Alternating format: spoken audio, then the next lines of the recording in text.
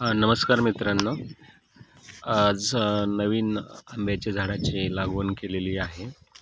तर त्यासाठी एक नवीन पद्धतीचा अवलंब केलेला आहे. तर आंबा बागेमध्ये होणारे तण याच्यापासून थोडंसं कंट्रोल करण्यासाठी मल्चिंग पेपर हेवी किंवा जाड असा मल्चिंग पेपरचा वापर केलेला आहे.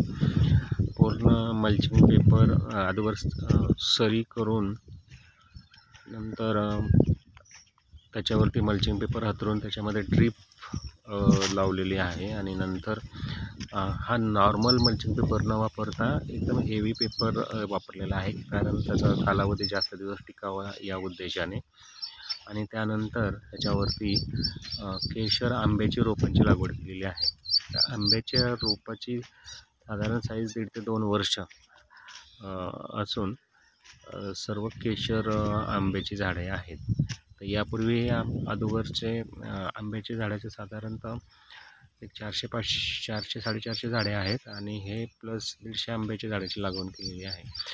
तर हे मागचा जो अनुभव आहे, मागे जे आम्ही प्लांटेशन केलेलं होतं त्याच्यामध्ये नंतर होणारे तण आणि त्याच्यावर खरोपणीचा होणारा खर्च याचा विचार करून मल्चिंग केलेले आहे. पहिल्यांदाच हे केलेले आहे आणि त्याचा इफेक्ट कसा होतो झाडांच्या वाढीमध्ये किंवा तणाचं कधी कंट्रोल होतं याच्याबद्दल आपण नंतर त्याचं ऑब्झर्वेशन करणार आहोत.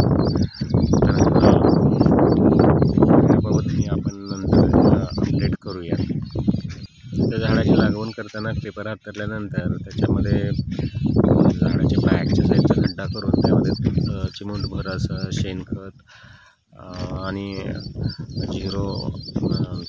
1836 आणि थोडंसं ट्रायकोडर्मा आणि याचं मिश्रण करून सोडलेलं होतं आणि त्यानंतर फक्त बॅगेची साईजची पिशवीच्या साईजचा खड्डा करून ते कापून घेतलेली आहेत.